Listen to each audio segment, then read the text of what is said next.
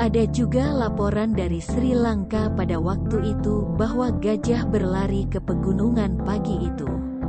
Sebagian besar ilmuwan, baik peneliti gempa bumi, ilmuwan perilaku, atau fisikawan, menjauhkan diri dari ekspresi seperti indera ketujuh.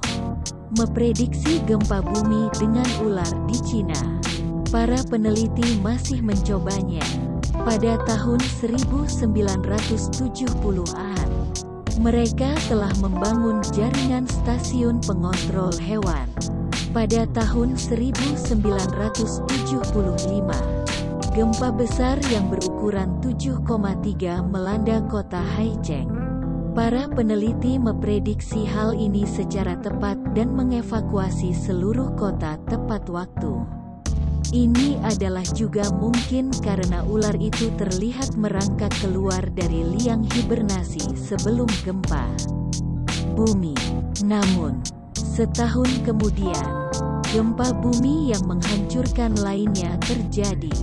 Pada tahun 1970-an, seorang Eropa juga tertarik pada fenomena ini. Ketika fisikawan Helmut Trebiot mewawancarai orang-orang di sana setelah gempa bumi menghancurkan di Italia, mereka juga memperhatikan perilaku hewan yang tidak biasa sebelum gempa. Mereka kebanyakan adalah hewan liar, yaitu tikus, meninggalkan dan musang tikus, serta kelelawar, berlari keluar dari rumah mereka. Pet bereaksi dengan antusias. Ayam terbang di pepohon kemudian ditunjukkan oleh data satelit melalui gambar inframerah. Sebelum gempa bumi, suhu area di sekitar gempa tampak meningkat. Lele, dewa gempa di Jepang.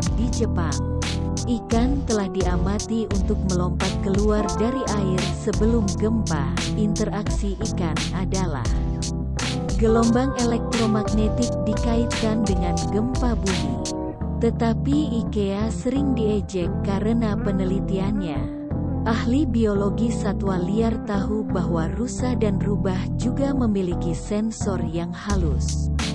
Misalnya ketika cuaca berubah, bisakah kita mengukur dan memantau perilaku hewan secara andal karena fenomena yang meluas?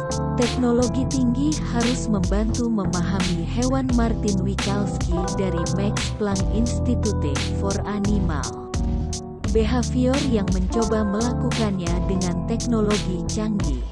Ia melengkapi burung, gajah, ternak, dan kelelawar dengan pemancar kecil yang mendokumentasikan di mana dan bagaimana mereka bergerak.